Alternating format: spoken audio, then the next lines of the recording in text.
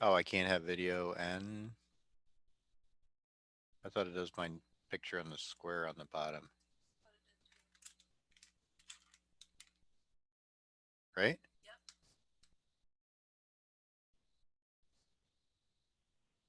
Yeah. Hey. Okay, you should be good. Yep.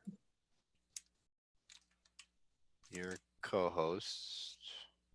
Unmuted. So I'm not muted. You can hear me, right? Yep. Okay. Yeah. And I made you a co-host as well. So that means, You don't have any video right now. okay, that's fine. But I can share my screen if I wanted to as a Yeah, host. I'm sharing screen too. Or my screen too. But Yeah. um Share screen. let me get to my file.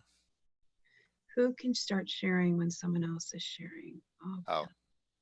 So we have to trade back and forth. Okay. I That's don't fine. know. Yeah, that's fine. That's all that means. I mean, I have your presentation, so. Yeah. And But okay. I mean, and you know what? Worst case scenario, I don't, if I can't get to it, I can just talk through it. But no, you have. I mean, I can bring it. I have it. yeah. So it's because there's overlap, so we'll deal with Yeah. that. But Yeah. do you see So that? I do. Okay. Because I really thought it'd be really be nice if we made it. We had a title slide for both of us. That's what I was A thinking. what? A what for both of us? Title slide, like a combo slide. Oh, That's what does that mean? no, like having a slide with both our names on it, like a Yeah, you know what? We could do that for the future. uh So if I want to move that, like go page to page on that presentation screen, you're going to have to move that capability to me when I'm speaking. Is that how it works? um I'm not sure. Let's see if I can get rid of this. Maybe I can get rid of the hold on.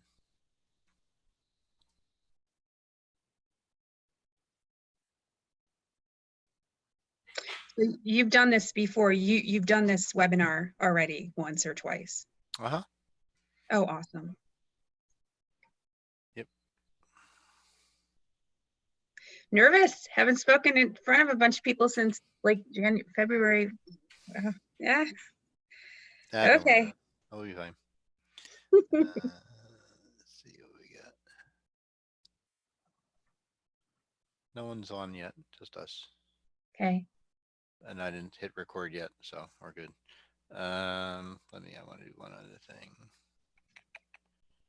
All right, let's go find my. Oh, that's funny. I lost my whole theme. Oh, you're funny, Dave. How'd you do that? Hmm.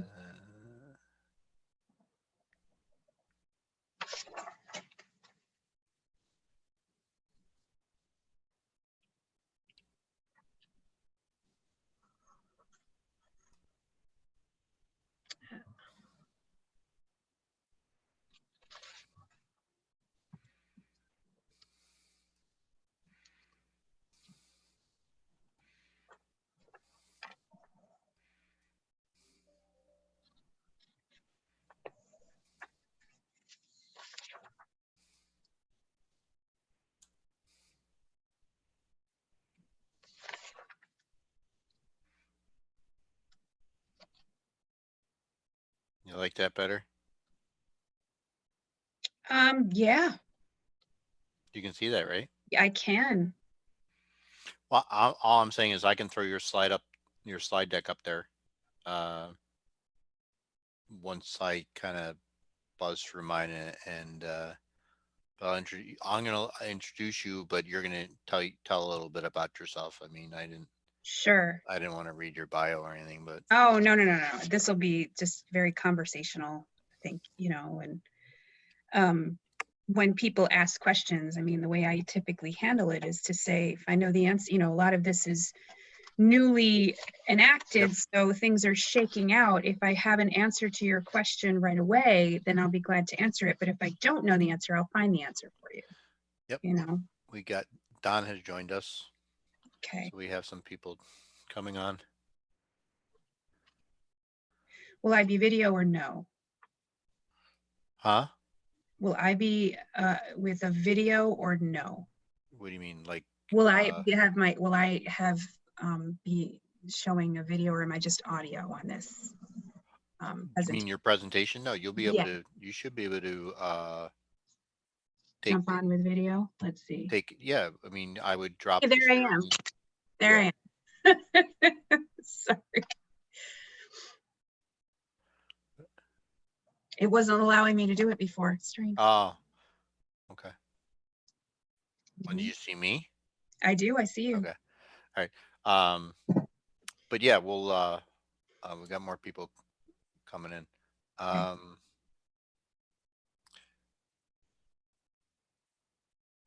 Oh, we can do polls now too.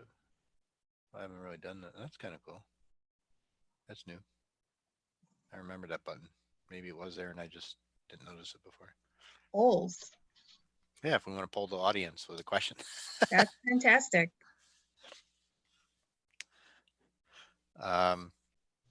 So I went through your deck, so I'm gonna skip some of my slides that are overlap. I'm just, you know what I'm saying?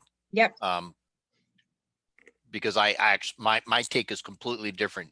Obviously mine's more techie side, yours is the legal side. So Mhm. my, you know, even though we cover the same things, it's from two completely different perspectives, which is kind Yes. of Yes. interesting. But Yeah. well, Yeah. It'll all fit together yeah. nicely, I think. And then I'll be able to throw your, you'll be able to, should be able to take control. And Mm-hmm. yeah, I can give you control to, it says give control to Mary. So I'll be able to give you control, and then you can actually do like your up down arrows to change your Wonderful. slides. Great. Okay. That's great.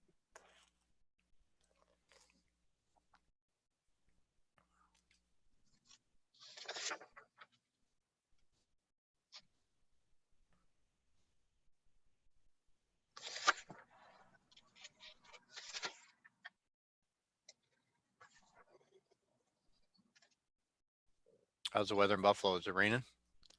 Yeah, it's a November day. It's warmer than I thought it would be. I thought it would be much cooler this morning after the rain came through last night, but it's slowly gonna go down today, and we'll be back to the 40s by the weekend. Yesterday and the day before were amazing. They were Yep. such aberrations, you know. You had to appreciate it. Yeah, I'm going to be in Buffalo, Jamestown tomorrow. Yeah. Now it's you know, you're wondering when I know we've kind of had the first snow, but that was just The flakes. That yeah. wasn't that wasn't. Did you actually get accumulation? You didn't get accumulation. Yeah, tiny Huh? bit. We had this rain sleet mixture just blowing a couple weekends ago. It was crazy. Sarah got accumulation up in Plattsburgh. Yeah. Yeah. So you do all your winter preparation, you know. I've got to get new tires on the car and getting the whole, you know, we go through in our Western New York brains all the things you're doing to prepare for winter. Yeah, I get this. I got to get the spreader out for the salt here, the shovels, the poop Mm-hmm. trays. I don't mind it though. Honestly, I know everybody doesn't like winter, but it's easier to get warm than it is to cool down. Yeah, Hot but summer drives me crazy. I can't. we've been buttoned up too much because of COVID, so it's like we don't really need the extra layer. I know.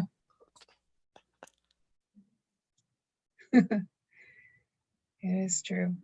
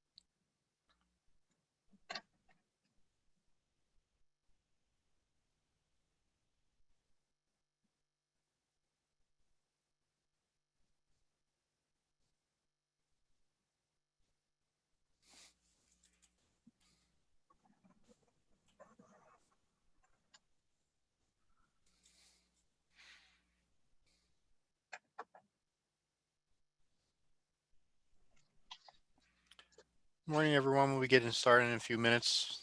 Thank you for joining us.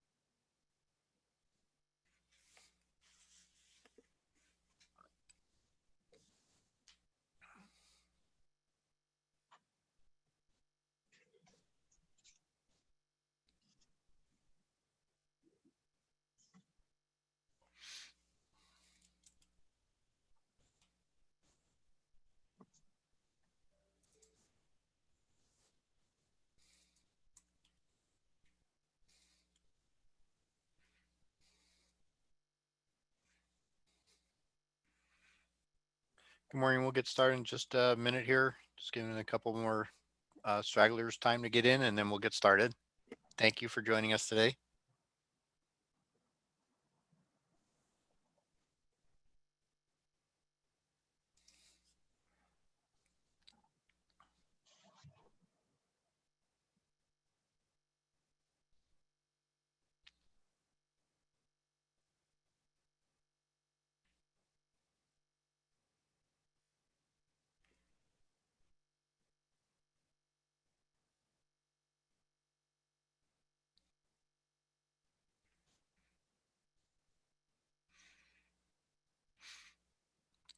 Good morning. My name's David Wolf from Just Solutions. Welcome and thank you for joining us today. We're going to be talking about the SHIELD Act compliance requirements. And with me today, I've done a seminar similar to this in the past, but with me today, I figured I'd bring Legal Eagle along and partner up with Mary Agabani from McConville, Considine, Kuhlman, and Warren, MCCM, which is the easier way to remember it for me. They happen to be our law firm as well, but Mary has been my attorney for quite some number of years now, and we thought it would be great for her to help fill in the gaps that people need to understand about the compliance and the law, because it is a law, and also what the regulations mean and what you need to do about it. And since I'm not a lawyer and I don't act like one on TV or pretend to be one, I figured we should have some help here. But so Mary's going to do her presentation. I'm going to go through mine a little bit. There is some overlap. So you'll kind of get to hear things from two different perspectives, mine from a technical and one from a legal. But I'll jump through a bunch of my slides that I know that Mary's going to be covering. So because we have both prezzies on here, and I don't want to kill you with PowerPoint. But there are some important topics and point highlights I want to make, and then we're going to let Mary get into talking about the compliance piece, and which is a question I get asked a lot. So I can handle all the technical side of the Shield Act, but I really thought it'd be smart to have someone that my clients could turn to actually answer the legal side of it. And actually, there are some administrative parts to this law that do require you to, I think you should involve an attorney. Um, be prepared. So welcome, Mary. Yeah. And thank you. I'll have Mary, when we get to her slide deck, I'll have her tell you more about her background as well. Mhm. Um, so for now, let me just start off with our agenda. I want to go through some common questions that I hear. So I'm going to throw that out. Then we're going to get into kind of what the Shield Act is about, and then we're going to how to go through the compliance, and that's where we're going to get Mary involved. Again, I'm going to skip through some of my slide deck, but you can have a copy of it. So even though I go through it quickly, don't despair. You can have a copy of my slide deck. You can have a copy of Mary's slide deck. We're also recording um, the the webinar, so you're welcome to get a copy of that and share with other people as well down the road. So that's what we plan on doing today. You can ask questions. You don't have to necessarily wait to the end. I do have the question and answer box up on the screen. So if you have any questions, you can throw it over in the chat window or put in the Q&A, and I'm happy to go through any questions you have. We both are. So right in the middle of COVID and everything we dealing with, this law that was actually passed by legislature a year ago or more than a year ago actually took effect. While we're all busy worried about other things, this has come something that we now have to deal with amongst everything else. So we'll talk about the Shield Act, and specifically the point here I want to make, and you'll see it in the Q&A here, or not the Q&A, but the common questions, is this is not just for New York businesses, and that's kind of a little people think, oh, I don't have to worry about it because I'm not in New York. That's not really true. So does your size matter? That's the first quick question I get asked. A lot of people worry, say, well, does this law apply to me? I'm too small. I only got one or two people. Um, am I affected by this? The answer is yes. Doesn't matter what size you are. There are requirements. Whether you're a small, medium, large business, you do have to comply with the Shield Act. Does location matter? This is another common question I ask. No, it doesn't matter where you are. GDPR is the European law governing data privacy regulations for European citizens, or UA, or the EU, rather, European Union. And it's very similar to that. So if you collect data, no matter where your business is, if you have data on any New York State resident, and you have PII, you have to be compliant with this law. So that's why your location does not matter. So out-of-state businesses that do business with New York residents have to apply. And I give an example of Apple and Amazon, and although now Amazon has facilities in New York, so they're compliant as well. Are you already compliant? I like to point this out because I get this asked a lot. Do I have to worry about this? I do these other things. If you truly are compliant with HIPAA, and I say truly because there's a lot of people that don't do the auditing, don't do a lot of things. They think they're they're compliant because they use software that may be compliant or whatever. If you truly have gone through the compliance requirements of HIPAA, then you probably are you probably good here. If you already are covered by NCR Part 500, Section 23 of which, if you're licensed by New York State Department of Financial Services, good chance you're protected here. But it doesn't mean you shouldn't go through this slipness test and making sure that you are doing all the right things. And then if you're a large enough business and you deal with the Graham-Leach Billy Act, then there's a good chance you are as well. And there's other regulations compliance. If you're doing government work and your DFARS NIST compliant, a very good chance you're already compliant with the SHIELD Act as well. But we because it is a separate New York State law, we want Mary to go in and explain the requirements so you can go through the check boxes, and there you may find some holes in your in what you're currently doing that aren't covered, and that you need to fill those gaps. Um, so what are reasonable safeguards? This is the big question, and we're going to talk about that because I'm leaving that as an open-ended question. I really am. That's the one you want to ask yourself. Is the law is general, and Mary will talk to this, but it refers to reasonable safeguards, and so that is really open to a wide interpretation, and um, that's why you need to be concerned and make sure you are doing what would be considered reasonable, not in your eyes, but in the law's eyes, in a judge's eyes, if you're ever brought into lawsuit with the attorney general. Cyber compliance. Um, just quickly, some of the things I help you with is the cybersecurity program. Um, I am a certified CISO, so I can help you with that. We help you with reviewing your third-party applications, training your existing employees. These are some general requirements. We're going to get through this with Mary's when she gets into compliance. Administrative controls, you need a CISO. You can't just pick the receptionist and say she's going to be your chief information security officer. If they don't have the proper training, whatever, you really can't just designate somebody as that title. So be careful of just assigning the title to someone that really doesn't have any training for it. Business impact analysis is something to consider. This is something I talk about in general for all security, all compliance. Doesn't matter what you're trying to comply for, whether it's HIPAA, PCI, um, uh, DFARS, NIST compliance, anything. You really need to do an impact analysis. It's something I can help with.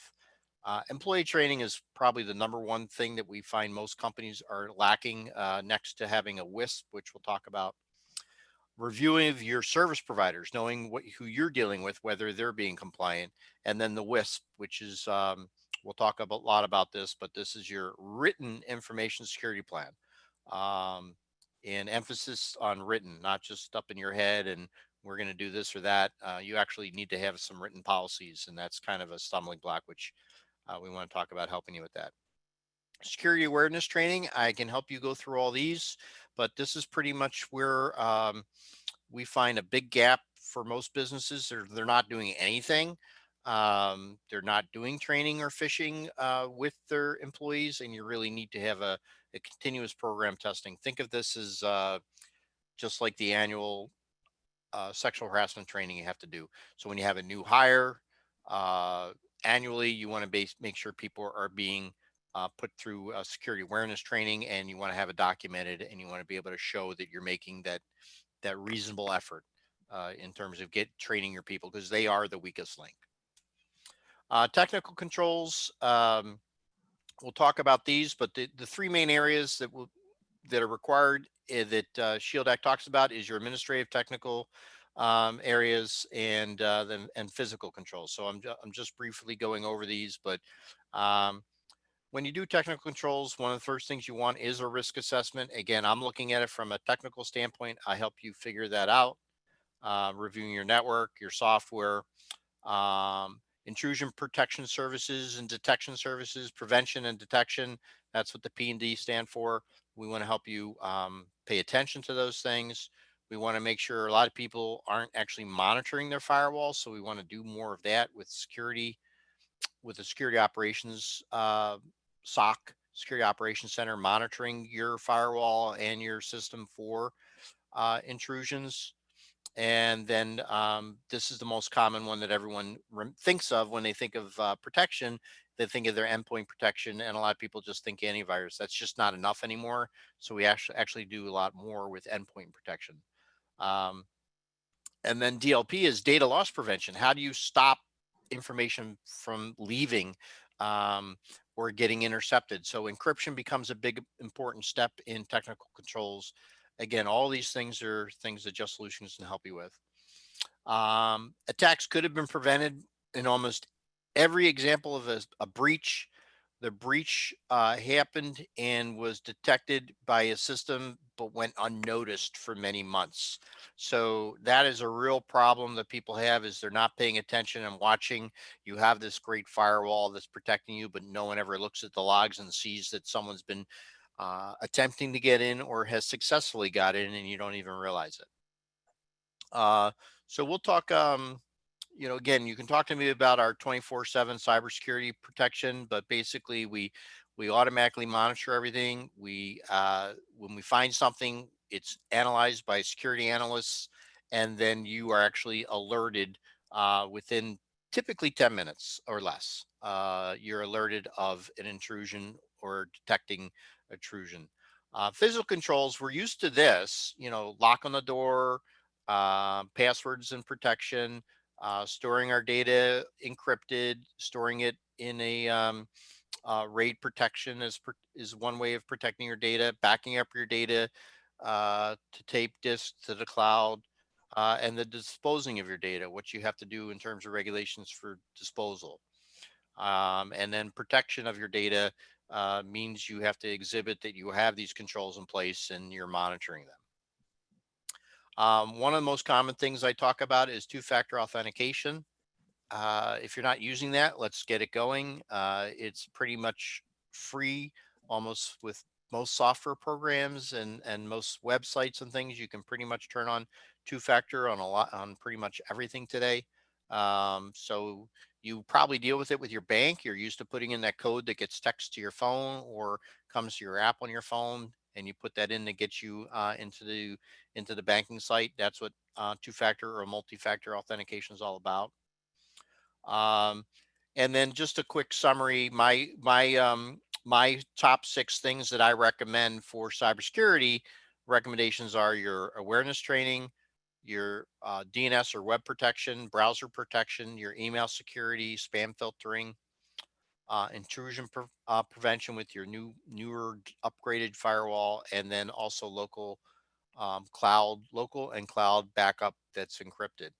Um, I knew I blew through that, and your heads are probably spinning like, whoa, Dave, thank you. That was like a complete brain dump in like 2 seconds, everything you want to know. We're going to come back to this.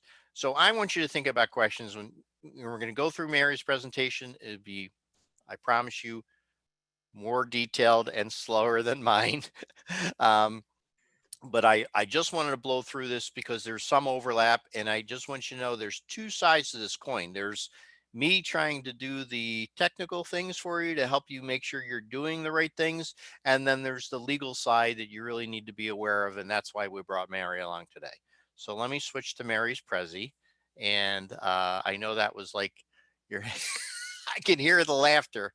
I'm kidding, but I'm sure I'm sure that was the fastest Prezi anyone's ever seen. It was All right. 15 minutes, Dave. Okay. Good. See, no death by PowerPoint here. So let me get out Mm, of here, and then I'm going to bring up Mary's. thank you.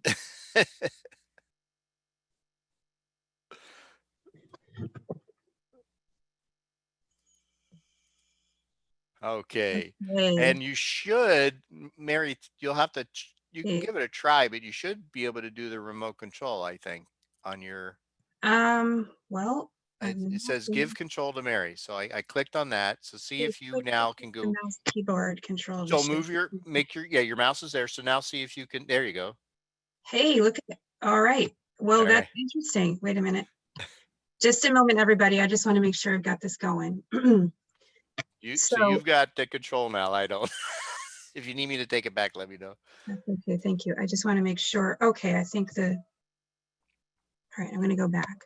So everybody, you can see me it seems to be just scrolling through. Just Forward. It's just going forward. Hold on.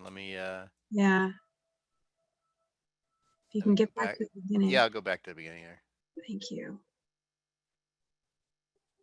Yeah, I just want to see the very beginning of the presentation because I can't find the button that moves me forward. It's okay. Normally the Down. am I going the wrong way? Nope, you're going the right way. There you go. We'll just Yep. sit there for a minute. Okay. So I'll just figure this out as I go along. My presentation's probably going to be about the same time, maybe a little bit more. But hi, everybody. My name is Mary Onyebany. I'm an attorney at McConville, Considine, Kumin, and Morin. So we're a small law firm with a long name, which is not uncommon.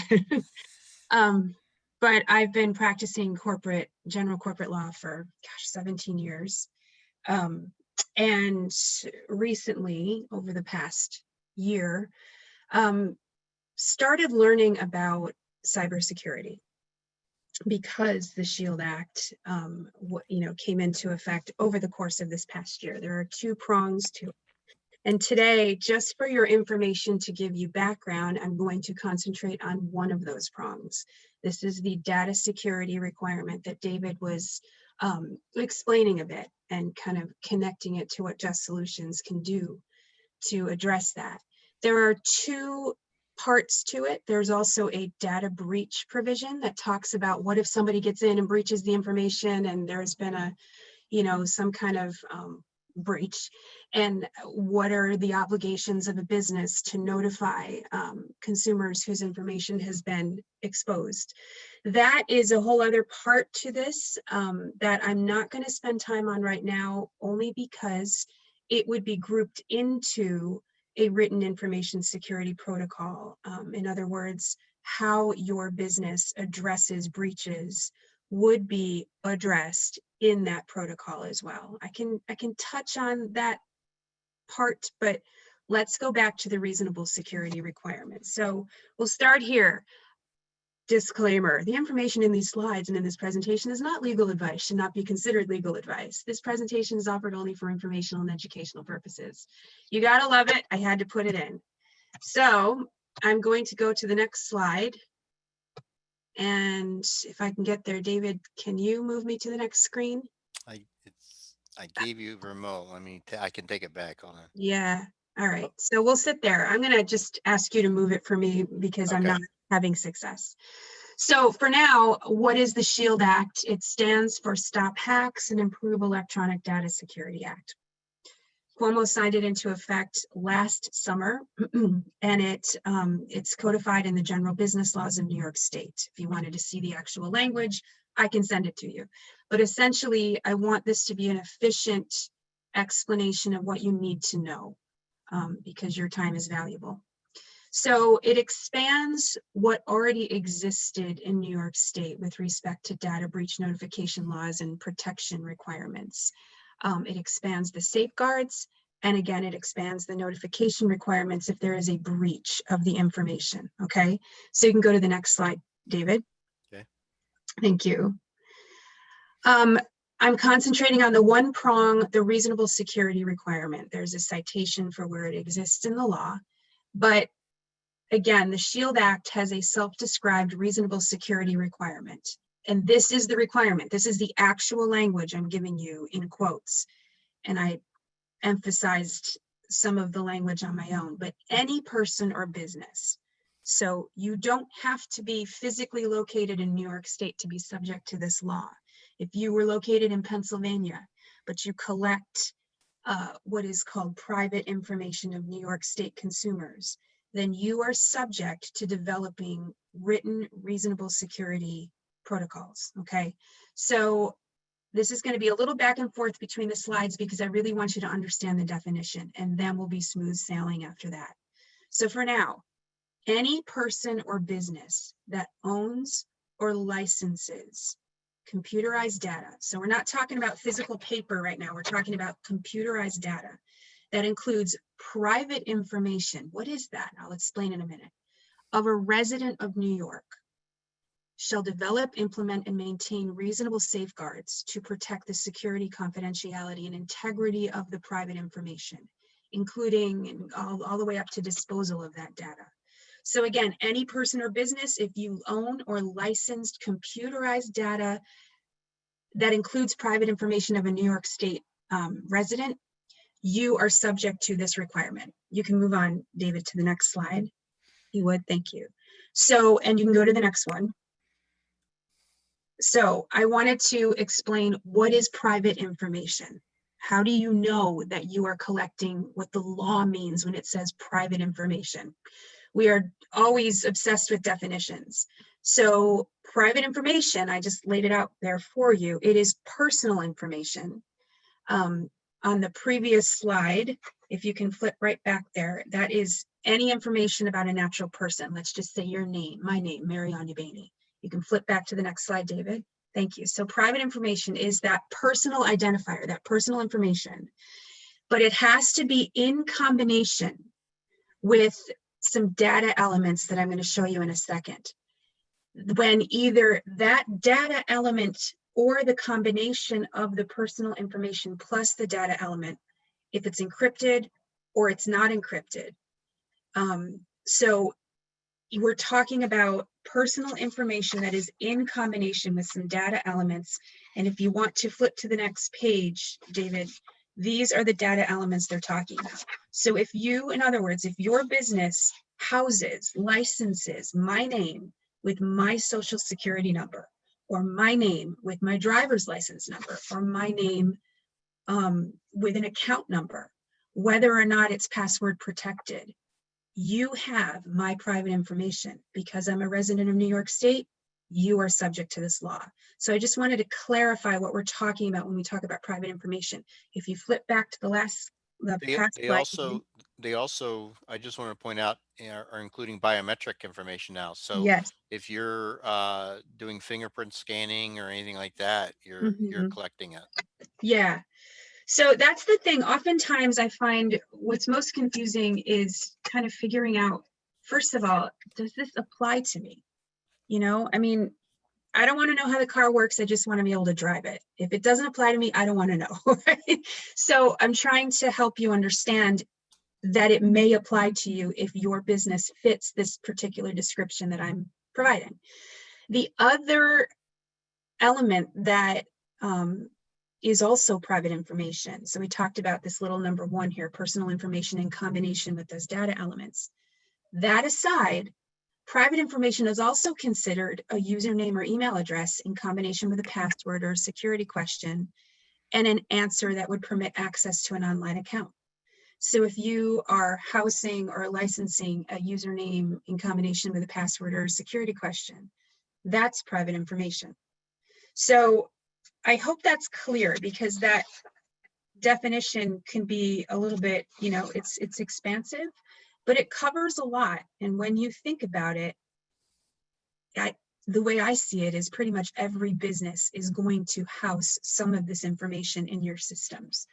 So let's move on. Let's say that your business does license private information. Okay, well, now you have to be compliant with this SHIELD Act. As far as the data security requirement prong goes, compliance means a person or business is deemed to be in compliance if either, again, one of two things. If you're already compliant, if you're considered a compliant regulated entity, or number two, if you're not a compliant regulated entity, which I'll explain, then you have to implement a data security program that incorporates three things: administrative safeguards, which I'll explain, technical safeguards, and physical safeguards. That's where Just Solutions can come in to get into the weeds to help your business understand what is a physical safeguard, what is a technical safeguard, how do I know that that's reasonable for my business, okay? But going back to what the requirement is, you've got this private information, you license it. Oh, okay, all of a sudden, am I a compliant regulated entity? I don't know. I'll explain that in a second. Number two, if I'm not, I need to get a data security program in place, and it needs to incorporate three elements. And you should be documenting how you are meeting those particular elements, okay? So let's talk about, what if you're compliant already? Can you go to the next slide, David, please? Thank you. So For this particular piece of Shield, your business might already be fine. You might not have to do much in addition to what already exists because, for example, you may be subject to, you might be a lender, right? You might be a financial institution that's already subject to the Gramm-Leach-Bliley Act. You might be subject to HIPAA if you deal with private information with respect to healthcare. Or you might be subject to that Part 500 of Title 23, et cetera, for financial, it regulates financial services companies, or if you are essentially subject to New York State rules and regulations because you're a state entity. This SHIELD Act does apply to New York State entities, things like, or towns, villages, other kinds of municipal entities, but there are a couple small differences that I think I would probably talk with you individually about rather than concentrate here. But for now, yes, you should be paying attention if you are still a branch of the state government. If you're a municipality, you need to be on this call. So it's pretty much every business. Just think of it that way. So let's go to the next slide, David. Just kind of thinking about those compliant entities. If you're already subject to those particular provisions, one of those four, then you are deemed to be in compliance with the reasonable security requirement. You don't have to reinvent the wheel, all right? But you should be re-examining your data security protocol, especially with respect to potential data breaches. I'm not talking about that today, but there are data breach notification requirements that have been expanded. And so, for example, if you are HIPAA compliant, you will still need to adhere to these new notification requirements. You should know about them. You should incorporate them into your protocol. So even though you may be compliant on what we're talking about today, you should still be opening up that book again and examining your systems because this is constantly developing. And I think especially because of COVID, I'll just kind of put in a slide, like a side comment. This SHIELD Act was incorporated, was made law last July 2019. And again, there's two elements. The breach obligations were made law as of October of last year, and then the data security requirements were made law as of March 2020. Well, what happened in 2020 in March in New York State? We all know, we'll never forget.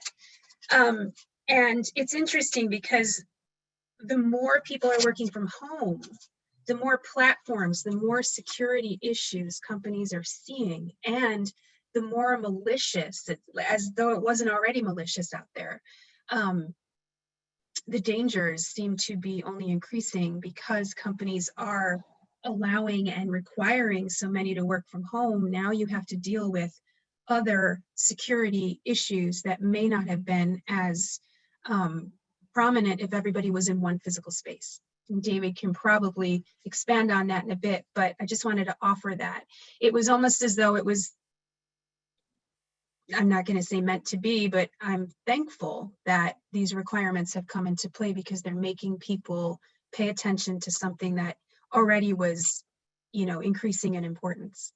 So going back to, if you are not one of those four entities that were subject to those four regulations and laws that I just cited, but you still license private information, well, now you have to set up a protocol that adheres to the administrative, technical, and physical safeguards. What you see on the screen right now, we're starting out with, what does it mean to have an administrative safeguard? These are not the only examples. Consider what you see in front of you as one of many kinds of administrative safeguards that would be considered reasonable to New York State. One of the most important ones is designating an employee to coordinate your security program. And as David was saying a few minutes ago, you probably want to give that task either to someone in your organization who knows computers, who may be employed as your internal help desk, or you can also work with an outside IT provider like Just Solutions to provide that for you. So you would have an employee who is in constant contact with Just Solutions to do kind of the I guess, the audit, you know, periodically too, but you have to have an officer. You have to have someone running, you know, in control and keeping on top of your data security program. That's important, because one of the biggest dangers, as I'm learning, are employees themselves. How many of the emails that you can receive today, they look legitimate, but they're a little bit off, and you're not unreasonable sometimes to click on it thinking it's legitimate, and all of a sudden you've just exposed the company. So you need training, and you need to have one employee running this, okay? And then there are other safeguards, you know, in which the person or business, you identify what's reasonably foreseeable for your business. What is your business about? What kind of data are you housing anyway? Assess what's currently there. Train your employees. Do a yearly or maybe twice yearly training to, you know, show them this is what's out there. This is what you need to be paying attention to. And then select service providers capable of maintaining those safeguards. Again, Just Solutions providing this seminar is one of those providers. And then you need to adjust your security program in light of any new circumstances that may arise. This needs to be mobile. It needs to be very, very nimble is the word. So those are some examples of administrative safeguards. If you want to go to the next screen, David, what's a technical safeguard? Safeguards, again, these are not the only ones out there, but they're the ones that the law itself specifically cited, okay? I'm actually almost quoting in some instances the language of the law, and you can keep this, and you can call me with questions. But for now, technical safeguards are safeguards in which the person or business, you're assessing the risks in your network. You're assessing the risks in your processing, transmission, and storage of your data. You know, you're looking critically at your systems and really assessing where are you out there on a limb. You're detecting, preventing, and responding to attacks. And then you're regularly testing and monitoring your systems and your procedures. So those are technical safeguards that you definitely want to be in contact or be working with people who know what they're doing and really can understand your system. So if you go to the next screen, David, physical safeguards. When I was first learning about this is really interesting because I have, you know, been, what do you call it, stepping on a crack in the sidewalk on this myself. I've put sticky notes on my computer with a password for whatever, you know, Monroe County, you know, clerk's office password for their site or this, that, the other, little sticky notes around my computer. That's a no-no. Physical safeguards, you know, describe all of the physical paper, doors, locks, file cabinets, things within your office environment that could invite the opportunity for breach. So you have to assess the risk of how you store your data, how you dispose of it. Are you working with you know, confidential companies who are able to confidentially shred or dispose of your paper data? How do you detect or prevent and respond to intrusions? What kind of lock systems do you have in your offices? And you know, again, I'm just kind of reading here, but it's kind of obvious. Protecting against, it's safeguards in which your business protects against unauthorized access or use of private information during or after the collection, transportation, and destruction or disposal of that information. And then how do you dispose of private information within a reasonable amount of time after it is no longer needed for business purposes? How do you erase it? How can you be sure that it can't be reconstructed or found? I don't know the answers to these questions, but this is what New York State is asking us to consider, okay? So again, technical, administrative, and physical safeguards. Your written information security protocols should be contemplating these things. If you already are a compliant entity, you should still be opening up that book and re-examining these things. So if you go to the next slide, David.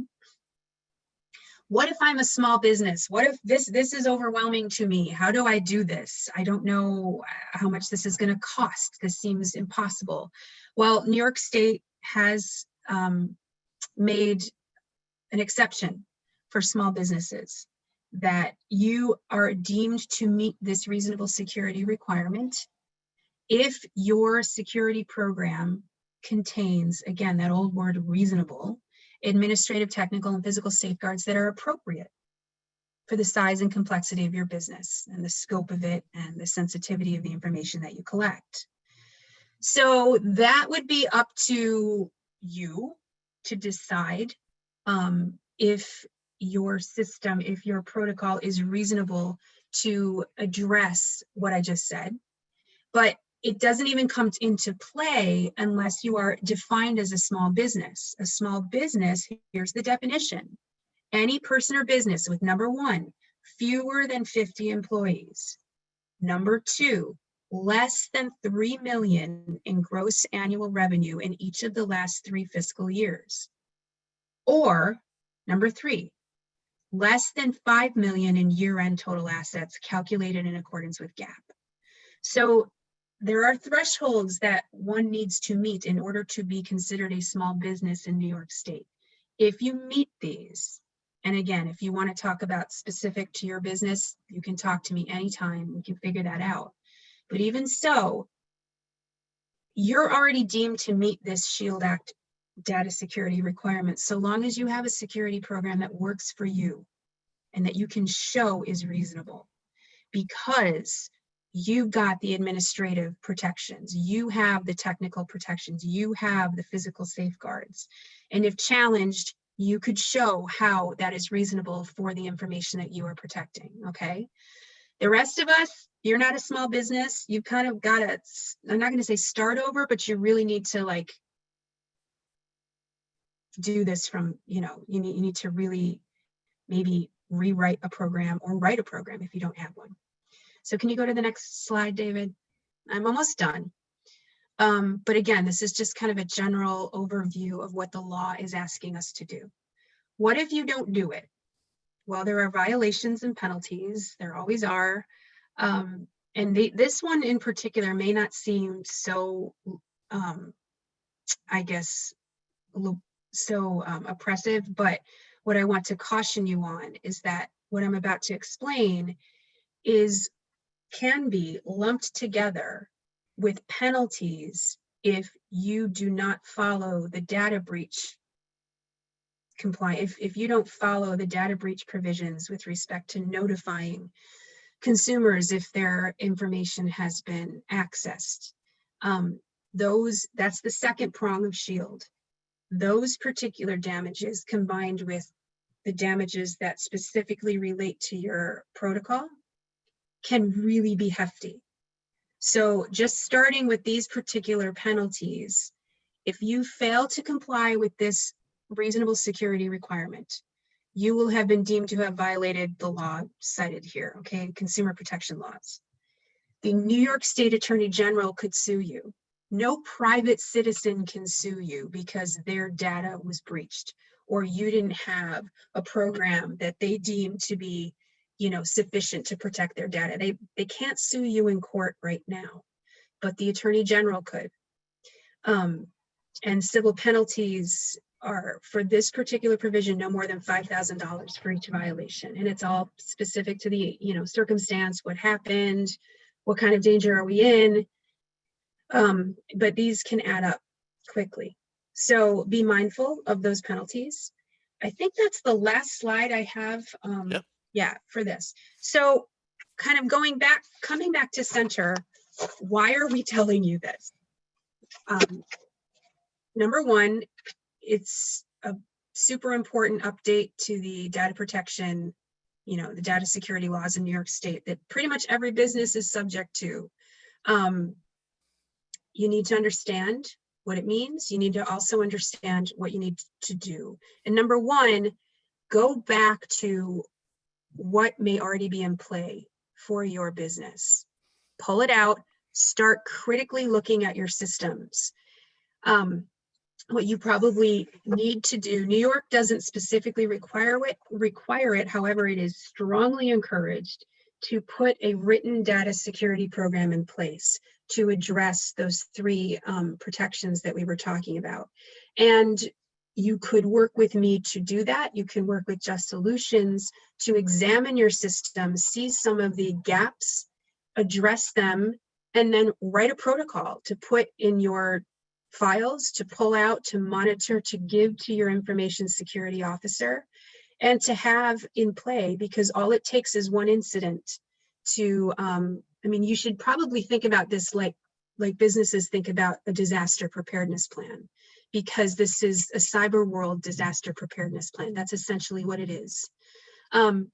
So it's important. It's pretty foundationally important, and it's been improved this past year.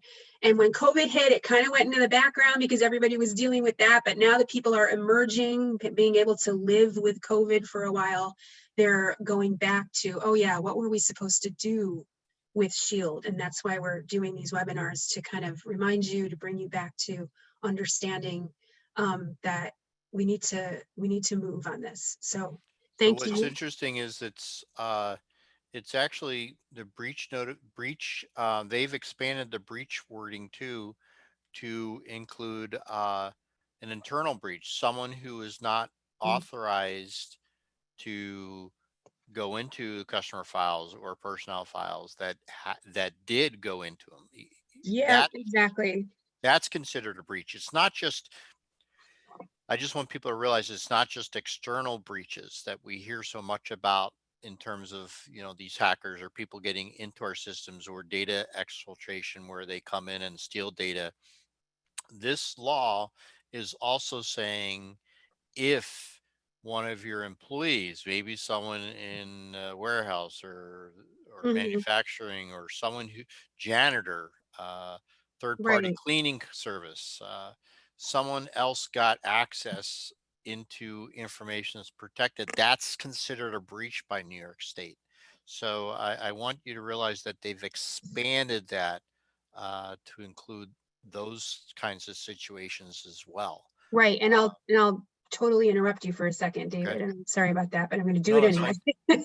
Is um, the concept of acquiring data versus accessing data. The law used to really only pay attention to whether information was acquired. Somebody would have to go in and steal it, take it in their possession, and just go. But now, as David was saying, the breach requirements that deal with what constitutes a breach of data, and if so, how do I have to notify the owners of that data? Just something to think about.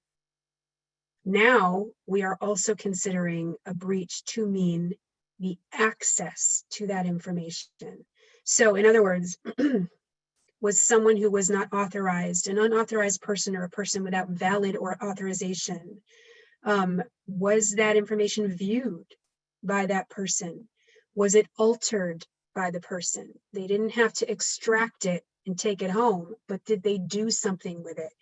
Were they without valid authorization? So in other words, the concept of access has been added in addition to acquisition.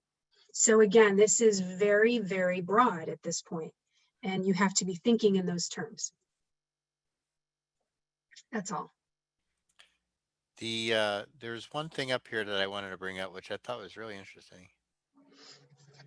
Oh, I see a good question from Marjorie.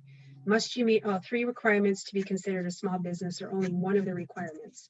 That is a great question. And as I'm explaining it to you, I had that question myself. I need to go right back to the statute. My reading of it, it's one, or you can meet one and you meet it. However, Marjorie, I would like to confirm that and circle back. I thought this was interesting here, that they define personal information concerning a natural person. What do they mean by natural? So robots don't have any protection? What do they mean by natural person? We want to call Elon Musk and ask him. No pets? No, I- it's a natural person, an individual, a person. Okay, so robots have no protection. Okay. No Android coverage. Okay. Sorry. No, you're When I fine. read that wording, I'm like, you. Yeah, I understand.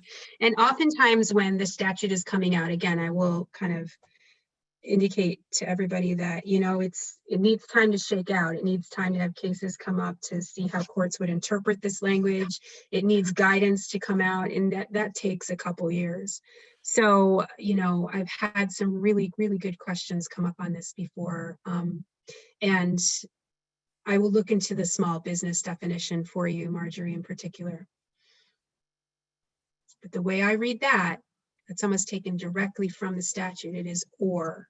Yeah, I just wanted to get that slide up on there for you, but yeah, it says or, and I did some digging in the legal world. They're very explicit when they have ors and ands, Oh, yeah. uh, and they're not there by mistake. So, or, because I was Here we something go. else I was researching, and it was like it had an and I'm like, oh, that means both things have to occur. That is correct. Yeah. Here's the language from the statute. I'm just going to read it. Small business shall mean any person or business with fewer than 50 employees, less than $3 million in gross annual revenue in each of the last 3 fiscal years, or less than $5 million in year-end total assets calculated in accordance with generally accepted accounting principles. That still is a little unclear to me because I'd want to see an or between number 1 and 2. Right. I see So what you're saying. I want to dig a little more into that. So you're saying, like, say I did 10 million in sales, but I only had 5 employees. Am I, do Are you a small business? Yeah. I consider a small Mhm. business because I only have 5 employees? Yeah. I mean, if you only had to meet one of these prongs, then that Right. would be true.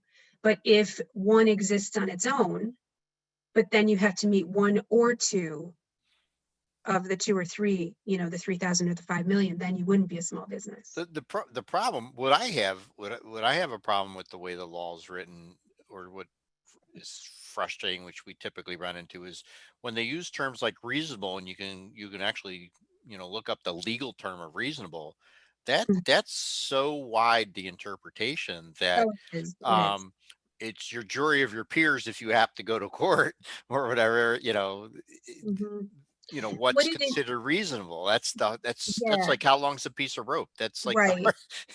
Reasonable would be determined by court cases.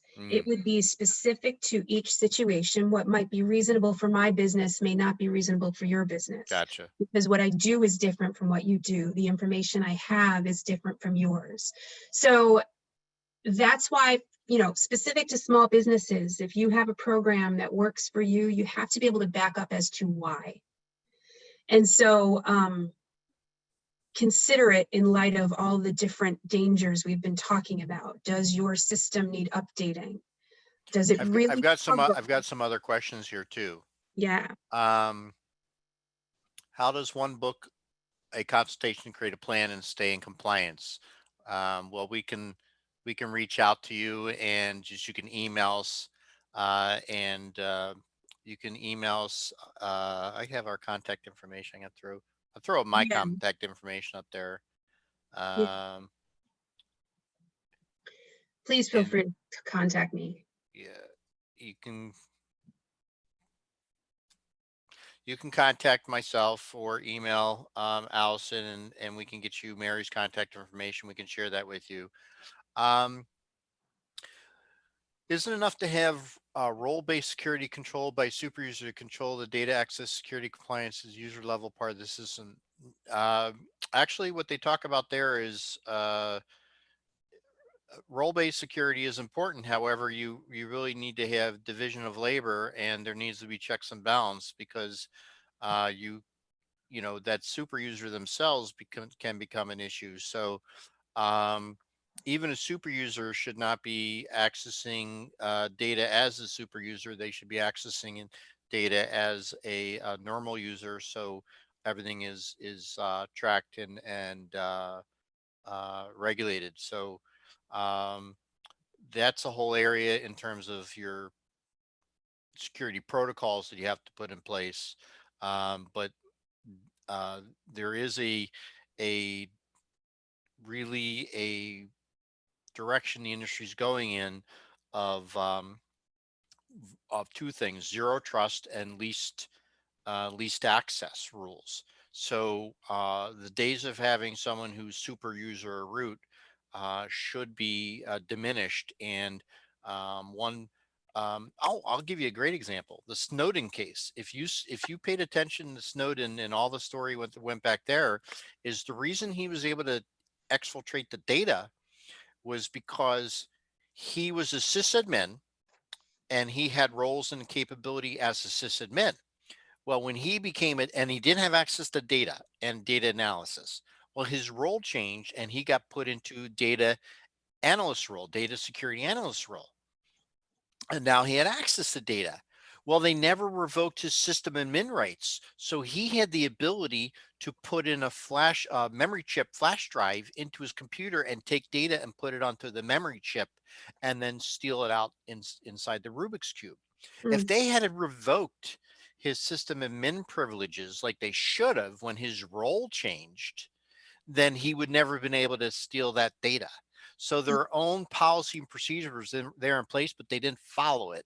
And so as much as Snowden did get away with it, um, uh, he the role approach was defined, but they didn't adhere to it.